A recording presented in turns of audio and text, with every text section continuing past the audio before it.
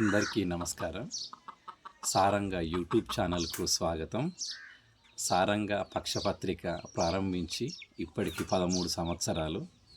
కథ, కవిత్వము, విమర్శ, వ్యాసము మొదలగు వాటికి అత్యంత ప్రాధాన్యం ఇచ్చి ఇన్ని సంవత్సరాలుగా ఒక పత్రిక నడపడము చాలా గొప్ప విషయము. నా తొలి కథ ఏ పండు తీపి అనేది సారంగలో ప్రచురించడం కూడా నాకు అత్యంత మరపురాని విషయము. నాకు ఈరోజు సారంగ యూట్యూబ్ ఛానల్లో కవిత్వం చదవడానికి అవకాశం ఇచ్చిన అప్సర్ సార్కు, కల్పన మేడంకు ధన్యవాదాలు. కవిత పేరు ఇండిగో. ఇది పశ్చిమ బెంగాల్ వెళ్ళినప్పుడు ఇండిగో విమానంలో ప్రయాణిస్తున్నప్పుడు ఆ విమానంలో కలిగిన అనుభూతిని ఈ కవితలో రాసిన.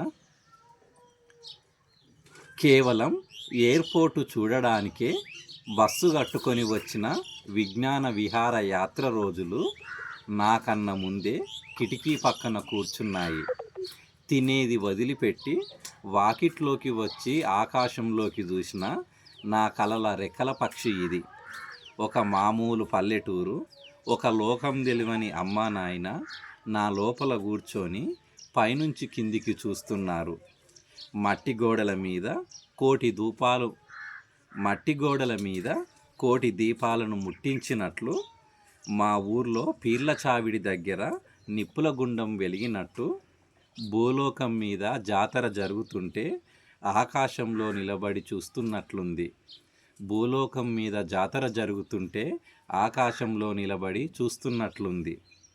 అట్టలతో కట్టిన ఇండ్లు, రేగడి మన్నుతో చేసిన బొమ్మలు, పిల్లలు తయారు చేసిన నమూనాలాగా ఇండ్లు, కార్లు. పైనుంచి కిందకు చూస్తే ఎట్లుందంటే ఏం చెప్పను. పైనుంచి కిందికి చూస్తే ఎట్లుందంటే ఏం చెప్పను. అరణ్యం మధ్యలో చిన్న గుడిసెలో చీకటిని చిదిమి ఎవరో దీపాన్ని ముట్టిస్తున్నట్టు ఎంత నిర్మలంగా ఉంది రాత్రి. అరణ్యం మధ్యలో చిన్న గుడిసెలో చీకటిని చిదిమి ఎవరో దీపాన్ని ముట్టిస్తున్నట్టు ఎంత నిర్మలంగా ఉంది రాత్రి. భూమి కురులను దువ్వి పాపిట తీసినట్లు పైకి ఎగురుతున్న కొద్దీ అన్నీ మాయమై సన్నటి దారులు మాత్రమే మిగిలాయి. కలకత్తా నగరానికి చేరుకున్నానో లేదో హుగ్లీ నదిలో ఈదుకుంటూ వచ్చిన చంద్రుడు తడిసి ముద్దై చలికి వణుకుతూ ఈ పల్లెటూరి కవిని పలకరించడానికి వచ్చాడు. ప్రయాణం గురించి ఏమేమో అనుకుంటాం కానీ ఏ విమానమైనా నేల మీద కొంత దూరం నడిచినాకనే ఎగురుతుంది. ప్రయాణం గురించి ఏమేమో అనుకుంటాం కానీ ఏ విమానమైనా నేల మీద కొంత దూరం నడిచినాకనే ఎగురుతుంది. అందరికీ ధన్యవాదాలు.